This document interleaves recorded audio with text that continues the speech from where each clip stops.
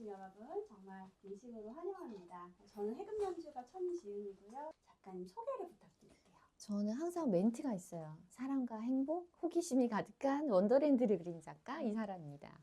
반갑습니다. 저는 이 원더랜드라는 작품을 2020년에 소장을 했어요. 그때 저는 개인적으로 좀 보자마자 비타민 같은 아주 너무나 긍정적이고 예쁜 에너지를 줄 수 있을 것 같다는 확신이 확 들면서 갤러리로 달려갔던 거였고요. 이 원더랜드에 관한 이 작품에 관한 소개를 또 좀 해주실 수 있을까요? 거의 20년 넘게 하는 과정 중에서 극사실도 했었고 굉장히 팝적인 그림도 했었고 흘러가다가 저희 세계를 점점 찾는 과정 중에 이 작품을 계기로 저를 찾은 것 같아요. 요즘 하는 원더랜드 시리즈의 얘가 시초입니다. 정말 조상.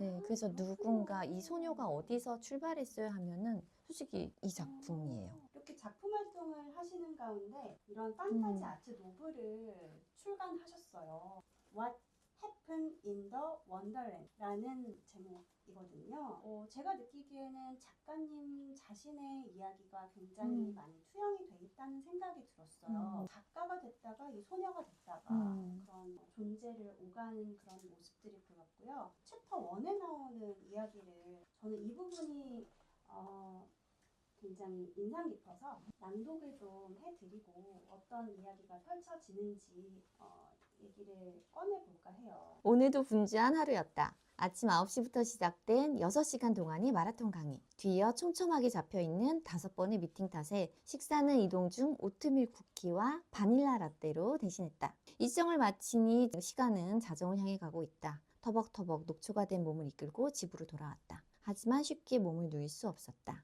힘내자 살아야 해내야지. 짧은 이야기인데요. 저는 그냥 소설을 읽고 계속 해내는 이야기라는 생각이 들었어요. 이 소설 안에 작가님이 시작은 이렇게 돼요. 큰 전시를 앞두고 그럼에도 불구하고 많은 일상을 매일같이 수행을 하고 그럼에도 불구하고 조금이라도 더 작업할 시간을 획득하려고 정말 애쓰는 모습들이 많이 나오고 그리고 혼신의 힘이라는 이야기가 가장 많이 나왔던 것 같아요. 혼에 관한 이야기들이 되게 많아서 그 부분은 정말 이사라 작가님의 에센스 같은 거라는 생각이 들었습니다.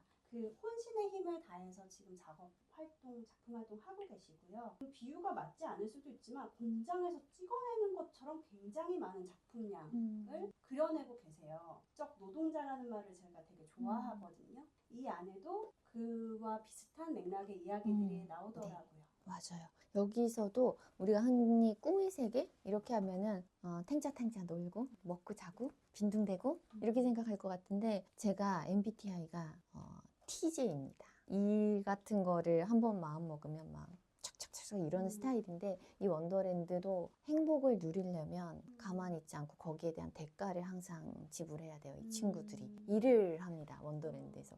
원더랜드 하면 꿈과 희망 놀아 이게 아니라 그렇게 되기 위해서 이 친구들이 일을 해야 되고요. 일을 안 하면 못 들어갑니다. 입장 금지. 원더랜드를 이분은 못 들어갈 뿐. 들어갈 뿐 이렇게 나눠져요. 그래서 이 룰이라는 게 있거든요. 들어갈 수 있는 룰 6. 근데 솔직히 이 룰 6는 제 가치관이에요. 한번 읽어볼게요. 1번 예의 바르게 행동할 것. 저는 인사를 잘합니다. 두 번째는 지금 이 순간에 가장 소중한 순간으로 만들 것. 항상 그냥 생각하는 부분입니다. 우리가 내일 죽을 수도 있고 어떻게 될지도 모르기 때문에. 세 번째, 열심히 일할 것. 일을 해서 얻어진 땀, 노동 이런 게 정신 건강에 또 도움이 되는 것 같기도 해서 정신 건강을 위해서도 일을 할 것.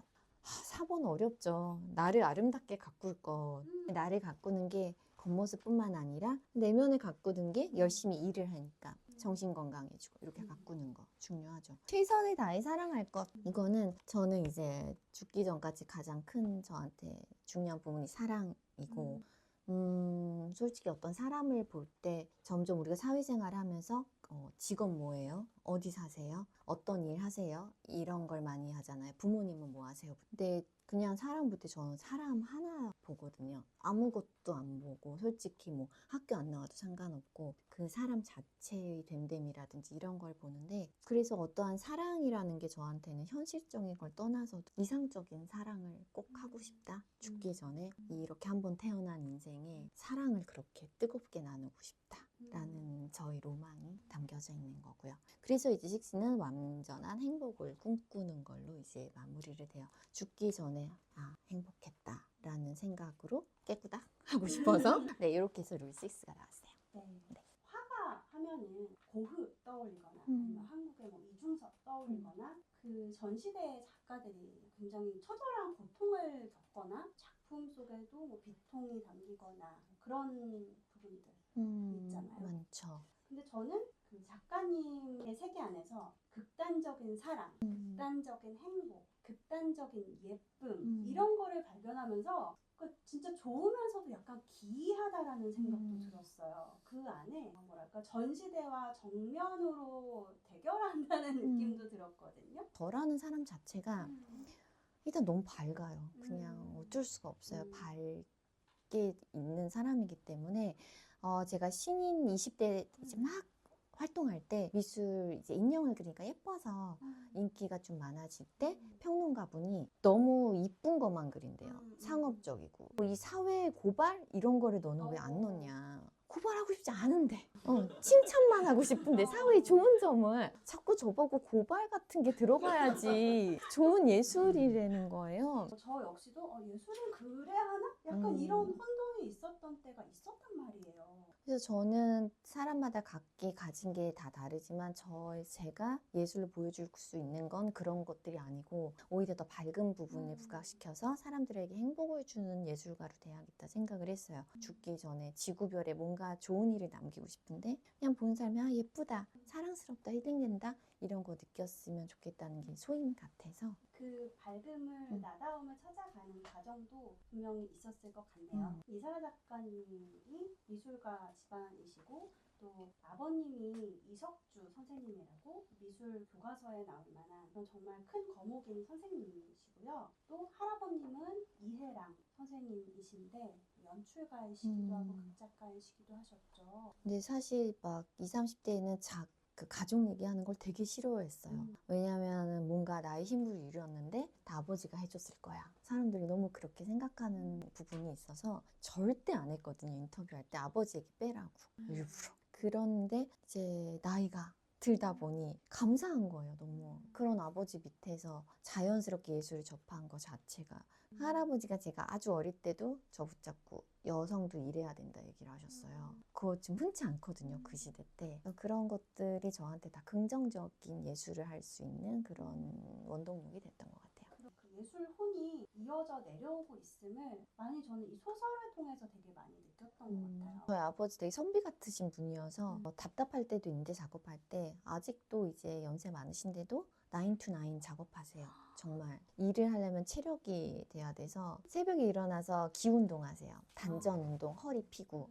왜냐면 그래야지 작업을 연세가 드셔도 할 수 있으니까. 저도 작업을 하는 사람으로서 그런 굉장히 독종 같은 집요함이 중요하다는 생각을 항상 하거든요. 그 디테일을 굉장히 집요하게 집념을 가지고 추구하는 사람, 그리고 그걸 계속 끝까지 지속할 수 있는 사람이 정말 예술가로 남을 수 있다라고 생각을 하는데 저는 이 책을 읽으면서 그런 부분들이 많이 왔겠다라는 작가님의 스토리를 알고 있어서 그런지 저 또 이제 눈 같은 게 칼을 이용해서 긁어서 네. 표현하는 거예요. 여기도 보시면 그렇죠. 다 칼로 하얀 부분이 해야 되는 부분이어서 되게 집요할 수밖에 없고 되게 놀랬던 게 지윤님이 지금 하신 말씀 한 끗 차다. 수업 시간에 맨날 하는 얘기거든요. 한 땀 차이여서 집요함 이런 거는 기본적으로 예술가가 있어야 되고 약간 예술가 하면은 한량 뭐 이렇게 뭔가 이렇게 흘러가고 기분파일 것 같고 이렇지만 사실 모든 분야에서 하시는 분들을 아시겠지만 굉장히 규칙적이고 독종이어야지 살아남는 그런 부분 같아요. 그 작가님의 세계 안에 럭키베어라는 아이가 나오잖아요. 네. 작가님이 회화만 그리시는 게 아니라 입체 작업도 하고 통통한 곰돌이를 그리는데요. 이름이 왜 럭키베어죠? 럭키베어 말 그대로 제가 어렸을 때 외동딸이거든요. 제가 문안동료 외동딸이어서 형제가 없어서 인형을 안고 잤었는데 항상 인형을 그렇게 안으면 심장이 뛰는 곰인형이 있었어요. 그래서 거기가 내 친구 그 베어였는데 이름을 지을 때 사람들이 행운 너무 주고 싶다. 행복과 행운. 그걸 항상 원하잖아요. 그런 것들. 그래서 그런 소망을 담아서 럭키베어라는 조용을 했고, 사실 평면 작업하다 조용하기가 쉽지가 않아요. 저 장르가 달라서. 그래서 조소과 가서 수업도 듣고 다시 조소를 하면서도 내가 평면하기도 바쁜데 왜 이것까지 하냐 후회도 많이 했는데, 지금 생각하면은 너무 그걸 잘 견디고 해서 많이 활동 같이 하고 있습니다. 그 작품의 밀도와 상업적인 활동이 밸런스가 굉장히 좋다는 생각이 들어요. 기업과 콜라보도 되게 많이 하시거든요. 기업과 콜라보를 한다는 거는 작가님이 다른 인터뷰에서도 말씀을 하셨지만 그 기업 차원에서 이 아티스트를 굉장히 마케팅을 시스템 안으로 들어갈 수 있는 것이고, 이 작품이 정말 많이 통용이 되는 건 거잖아요. 많은 사람들이 볼 수 있고 즐길 수 있는 게 되는 건데, 저는 그게 정말 굉장히 큰 행운이라고 보거든요. 작가님이 이런 행운을 잡고 그거를 다양한 기회로 계속 이어나갈 수 있는 그 비법을 좀 알려주세요. 그거는 하나예요. 항상 그냥 준비된 사람에게 기회가 왔을 때 잡을 수 있기 때문에 준비를 철저히 합니다. 그래서 미술 시장이 좋았다가 안 좋았다가 이럴 때 많잖아요. 시장 경제가. 그래도 항상 흔들리지 않고 그래야지 기회가 왔을 때 보여줄 수 있기 때문에 작업량 엄청나게 하고 있는 게 아마 그렇게 좋은 기업들 만난 비법 같아요. 그러면은 그 뚝심이 굉장히 중요한 거잖아요. 그 뚝심은 어디서 오는 거예요? 그거는 이제 일을 오래 하다 보면 자기 일을 단단해지는 것 같더라고요. 그래서 제가 나이 들면서 좋은 거는 사람이 단단해지더라고요. 나를 좀 더 알게 되고, 그다음에 내가 한 우물을 파니까 그 분야에서는 내가 어떤 쌓아온 것들이 나와서 나를 단단하게 만드는 거, 이런 것들이 잘 나와서, 콜라보도 20대 때 콜라보를 처음 해서 그나 그 시대 땐 한국에 콜라보레이션 단어도 없었는데, 그때 미팅을 가서 임원들을 만났는데 다 50대 임원진 앞에서 제가 PPT를 했어요. 청포도를 그려줬는데 예쁘게 청포도를 싱그럽게 그렸거든요, 제가. 근데 더 싱그러워야 된대요. 왜냐하면 상품이니까. 근데 그걸 이제 몰랐죠. 24살에 처음 그런 좋은 기회가 왔는데 화장품으로 나왔거든요. 바디로션. 그래서 그분들이랑 24살 때 알겠습니다 하고 엘리베이터 문이 닫힐 때 이제 폭풍 오열을 했어요. 자존심이 너무 상했어요. 내가 그려온 거를 어떻게 이렇게 얘기를 하지, 이 사람들? 그래서 막 너무너무 울었던 기억이 나요. 엘리베이터 1층까지 막. 그게 20살 때 처음 콜라보레이션의 시작이어서, 근데 하다 보니까 또 감사하게 가지치기로 이렇게 여러 가지를 하게 돼서 그런 것들이 단단하게 만든 것 같아요. 여러 과정들이 있었네요. 그럼요. 뭐 겨장료도 못 받은 것도 한두 것도 아니고, 돈을 못 받은 뭐 이런 것도 너무나 많았고, 근데 그런 게 쌓이다 보니 이제는 어떻게 해야 될지 잘 느낌도 오고 행동도 잘 되고. 이 작품 세계 안에는 행복과 호기심, 상상력이 굉장히 가득한데, 그래도 사람인데 슬프거나 우울할 때, 막 부정적인 마음이 나를 막 뒤흔들 그쵸. 때, 뭐 이럴 때 빠져나온 그런 경험이 있으세요? 누구나 다 있죠. 너무 우울의 덩어리들. 그리고 생각에 꼬리를 물면 더 커지는 그런 덩어리가 누구나 있는데, 저는 그냥 방법이 간단해요. 저는 몸을 움직여요. 그래서 항상 생각 정리할 때 무조건 나가서 공기 마시면서 걷습니다. 그래서 요즘도 뭔가 이렇게 좀 싱숭생숭할 때 한강을 매일 걸어요. 한강 걷다 보면 저만 워킹을 해요. 다 러닝 요즘에 인기여서 잠시만요 이러고 막 뛰시는데, 저는 굴하지 않고 워킹하면서 야경 보면서 그래도 내가 내 눈으로 이런 야경을 이 시간에 볼 수 있고 행복한 사람이다. 이 생각 정말 요즘 많이 하는 것 같아요. 행복에 대한 입장료를 노력으로 계속 지불하고 있는 그런 모습이 너무너무 멋있는 것 같아요. 그래서 그 작가님이 작가로서 미래에 대해서 꿈을 꾸실 거 아니에요. 상상력이 되게 많다고 하셨으니까 이 상상력과 꿈이 추상에 머물지 않고 그거를 정말 T라고 하셨잖아요. 세분화하고 네. 현실로 계속 바꿔나가는 그런 모습이 되게 예술가로서 되게 존경스럽거든요. 그래서 이렇게 나아가는 데 있어서 작가님만의 방법론이 있어요? 뭐 망설여진다거나 이렇게 좀 지연이 된다거나 이랬을 때.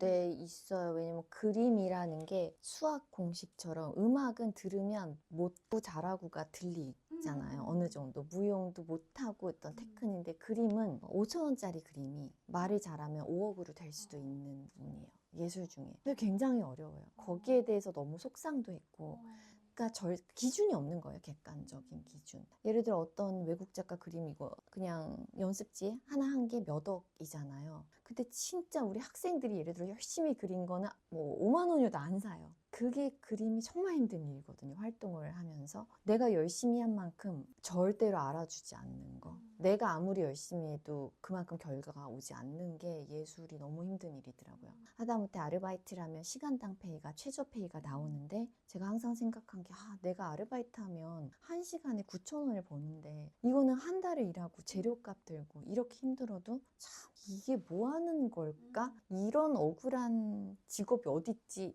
이 생각 되게 많이 했어요. 많이 울기도 하고. 근데 그런 것도 항상 손은 움직이면서 고민을 했어요. 그림을 그리면서 그냥 가만히 이게 뭐야 어떻게 하진 않고 작업을 계속하면서 그 안에서 해결책을 자연스럽게 찾은 경우가 많습니다. 그러면은 멈추지 않고 계속해서 나아가는 거예요. 네, 계속 움직였어요. 손을 작업을 계속했어요. 그러면은 작가님 딱 나는 이런 작가 너무 멋져 보여. 체계적인 작가도 괜찮고 내 롤모델이야. 이런 작가 있으세요? 작가부 롤모델은 저는 제가 되고 싶은 게 일본의 지금 쿠사마 야요이가 정말 나이가 많으시고 90대인데도 할머니가 다 됐는데 형광색 머리를 이렇게 핑크 머리를 하시고 퍼포먼스를 하고 너무 좋잖아요. 그래서 이런 제가 그림을 8, 90세 그리면 힙할 것 같은 거예요. 저 할머니 찐인데? 저 할머니 찐이야. 이 소리가 나올 것 같아서 버텨서 계속 힘들지만 버텨서 제가 일본의 그런 할머니가 돼도 이런 동심을 얘기할 수 있으면 더 좋지 않을까. 그래서 쿠사마 야요이처럼 평생 어린아이처럼 부모님은 걱정하세요. 제가 철이 없어서. 왜냐면 아까 말씀드렸듯이 현실적인 거를 생각을 안 해요. 사람을 대할 것 때. 그런데 그렇게 그냥 평생 소녀처럼 작업을 하고 싶습니다. 그 작가님이 버틴다는 말씀을 하셨는데요. 90세까지 버틴다. 저는 요즘에 많이 느끼는 거는 저도 예술가이기 때문에 저도 물론 작가님처럼 이게 뭐 대리가 되고 부장이 되고 이런 식의 직급이 나뉘는 것도 아니고 그게 연봉으로 환산되는 일도 아니고 정말 이렇게 망망대해 떠서 내 길을 가야 되는 그런 직업이 바로 예술가구나. 하지만 이게 이 가치가 그냥 가만히 있는 것 같다가 시간의 흐름에 의해서 내가 버티고 계속 이걸 지속하면 굉장히 크게 복리로 그쵸. 어느 순간에 막 늘어난다는 생각이 들더라고요. 요즘에는. 그래서 작가님을 제가 멀리서 팬으로 지켜보기에는 그 길을 너무나 잘 가고 있다는 그런 생각이 들고요. 어린아이의 마음, 동심을 저에게 일깨워 주시고 그런 설레는 마음으로 매일같이 살아갈 수 있도록 작품 세계로서 이렇게 많은 분들에게 영감을 주셔서 너무나 감사합니다. 감사합니다.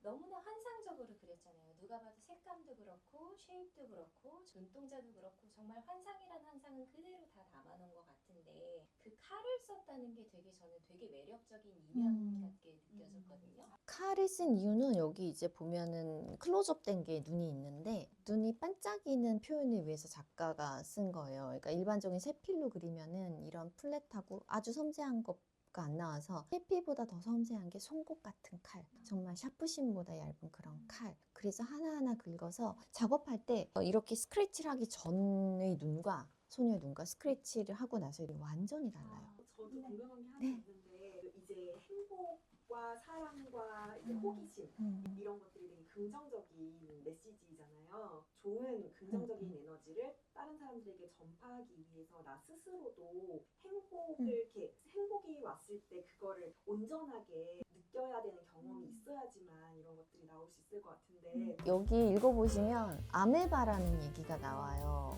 소녀가 단순해서 아메바라는 소리 듣는데 그것도 실제로 제 별명이었거든요. 중학교 때. 굉장히 단순한 대답을 해도 되겠죠. 단 거 먹을 때 완전한 행복을 느끼는 프라푸치노, 딸기 케이크 먹을 때 그런 소소한 거 완벽한 거 하고 아까 상상력 얘기를 하셨는데 상상력과 호기심은 노력하지 않으면 나올 수가 없더라고요. 상상력이 우리나라 이제 어린 친구들이 정말 하나 잘 그리는데 상상화를 해보라 그러면 어려워요.